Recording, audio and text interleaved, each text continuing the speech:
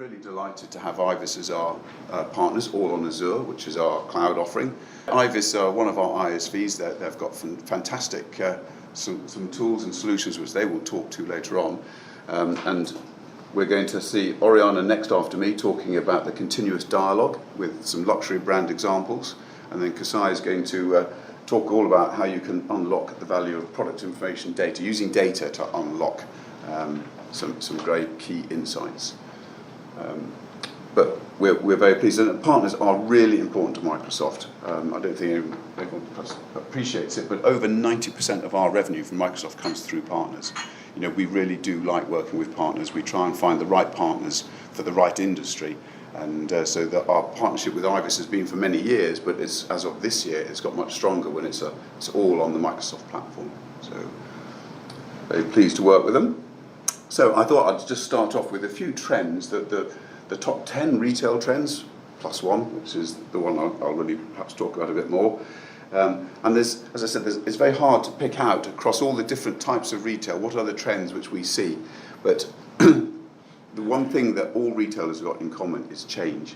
And I think we've seen, if you read all the press, if you believe all the press, you'd think that it's the apocalypse, it's the end of retail. We absolutely do not see that. We think this is a great time to be in retail, but it's about change and it's about digital transformation. And what's true now is that scale is not the advantage that it used to be. When I was at Clark's, we had 600 shops across the UK, and that was fine. People just came into the stores. We sort of worked that out.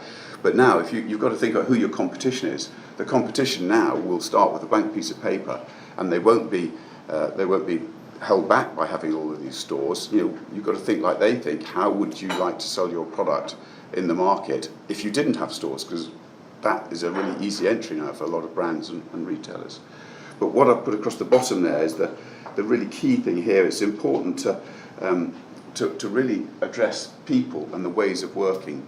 And we're seeing a lot more partnerships, something which I know Qusai is going to talk about later on, but we're seeing partnerships between retailers. We're seeing the way in which you work with the people, the culture within the business of how can you embrace this digital transformation era is so key.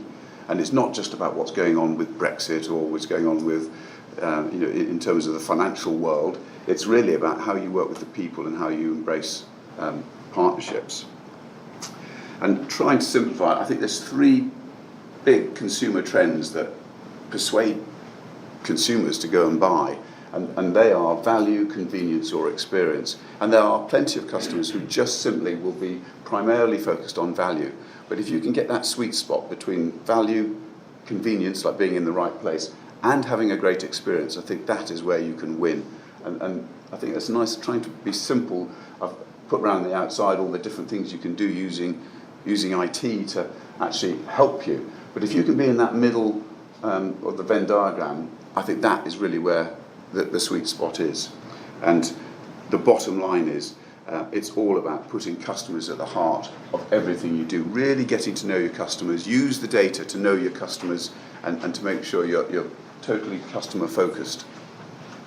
What is digital transformation? And this is, I think, the nub of it. This is change. This is what people have got to go through now to try and make sure that they appeal to the new consumer, the generation Z, the younger consumers coming through, and how they change the culture within the business. On the backdrop of what Mike's just shared about the digital transformation and a shift in the marketplace, I'm going to take you through how fashion has embraced the new world, and it's been actually last to market if you look at all the categories. But I think it's superseded most categories in terms of what it's done with the tools at hand. We're going to look at shifts in consumer culture, the importance of brand in an always-on world, and have a few conclusions. So with all of those changes in consumer behaviours and also in the channels that exist and the way that brands are able to communicate, it's very easy to get lost, or it could be very easy to get lost in terms of your brand image. This is what Coach used to look like, and they were very, very close to their horse and cart logo because heritage was very important to them. They made a massive shift, enlisted the help of people like Selena Gomez to create collaborations, tap into a new audience, invested in big print campaigns, but really shift their image to one that was inclusive and fun and young and relatable. The product development has really shifted in line with that as well. And the kind of content that you see, physical as translated in digital in this situation, this is from their Instagram, a lot more in tune with the target audience, and I shouldn't really use that because we don't talk about target, but with a youthful consumer who would like to tap into that kind of look and spirit. And the way they've achieved all of that is through continuous dialogue. So talkability, visibility, shareability, lots of different platforms coming together. And it's true, technology has changed us, firstly in retail, also from a consumer point of view. Our behaviors have shifted, so have our needs. And then we look at the power of conversation, we look at the power of inclusion, and we look at the power of community and how this drives relevance. Fashion has always created moments and collections that are highly talkable, quite often emotive, and certainly inspire some kind of comment. But are they relevant to you? So continuous dialogue keeps you front of mind. Thank you. I spend my time between London and Shanghai. I'm not quite sure exactly where that is, probably Madagascar. But I've been involved in a transformation journey with some of the fashion groups in China for the past 40 years to help to transform from a B2B mentality into B2C. Incredibly exciting, but incredibly challenging. So today is all going to be dialogue and to talk about what is continuous dialogue. So this is the agenda. I'm going to start just painting the picture, just to draw the landscape, set a bit of context. Then I'm going to start with the three questions. Why this is relevant, why continuous dialogue, what does it mean, and how does that impact in terms of what's happening today in terms of market trends, consumer journey and so on. And then what is it, and then how to achieve it, how to make it happen. This is not going to be technology talk. There will be a bit of technology at the end, but it's mostly going to be much more about business transformations. Even supply chain is being challenged. So, a typical supply chain that begins with pre-rec in terms of effectively looking backward in terms of historic data, combined with the with sales target for the current year, and then you go through a process, fairly rigid, segregated boundaries, very inward focus, and it's almost like a waterfall. Once you go from one stage, you go to the other stage, you never go back. So compare with today's picture, everything is turned upside down. So now we talk about a value chain. We don't talk about just a supply chain.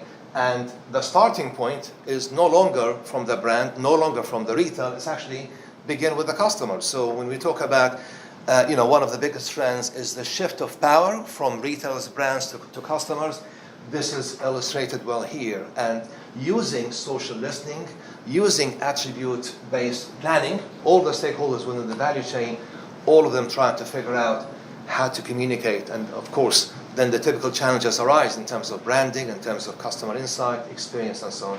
So incredibly different world.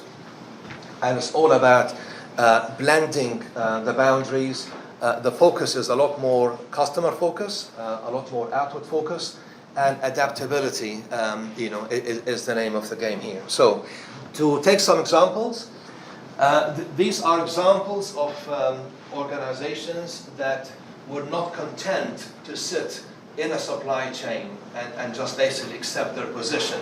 And they wanted to do more and push boundaries. Many names, but I truly believe a continuous dialogue label, and I'm not just after the label here, I think pretty much summarizes what's happening in the market, not only in terms of dialogue with the consumers, but also dialogue within each other internally as well. Because one of the big impacts of this new world is the need to think and act a lot more horizontal rather than the silos that we've typically worked with in terms of merchandising, marketing, customer service, all kind of separations. This is, if you like, I'm distilling 24 years experience into one diagram to actually describe what is customer-centric retailing. This is a framework we use, and we have a maturity model, in order to help you to assess where you're at in terms of that journey, which very happy to talk to you further about this. But the reason I'm showing this is I just really wanted to say that the bridge between that promise to the customer in terms of what the customer is actually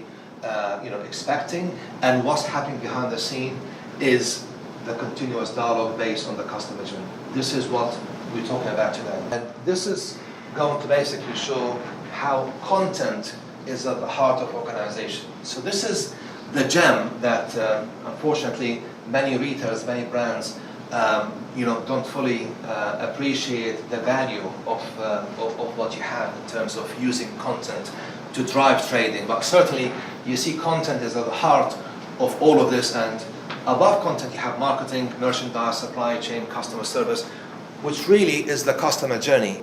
I'm looking at a detailed page of a brand, of a product, and then as we go through the journey, then we can start to see how we use content, to drive trading. All of these examples are to do with triggering, provoking, maintaining dialogue. Businesses do not use media, they are media. So you start with your own, and then you start to share, and then whoever you shared it to, they started to share it as well, and then that's when you earn it.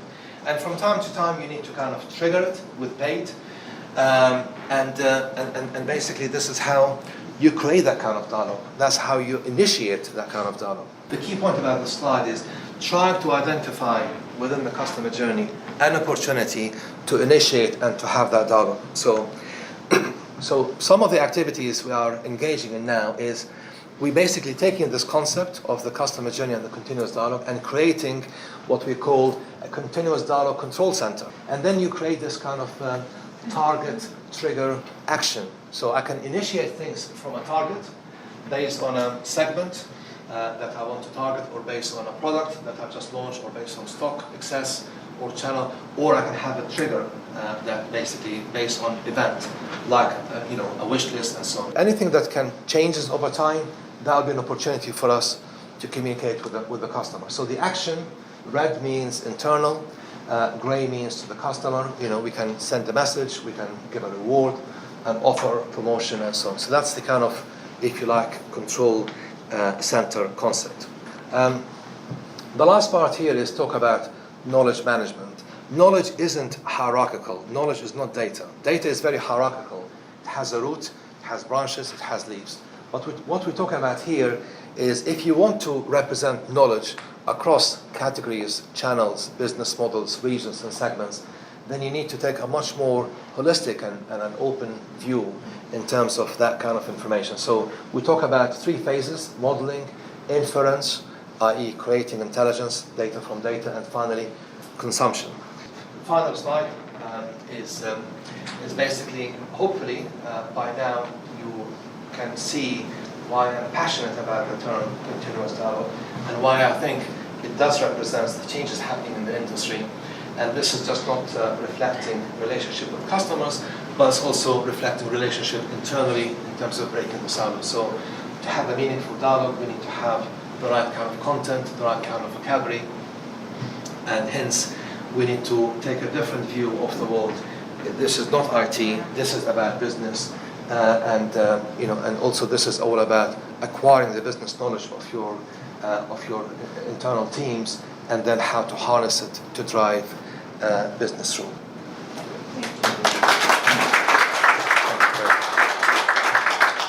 Thank you very much for coming. Pleasure to meet you all. Cheers.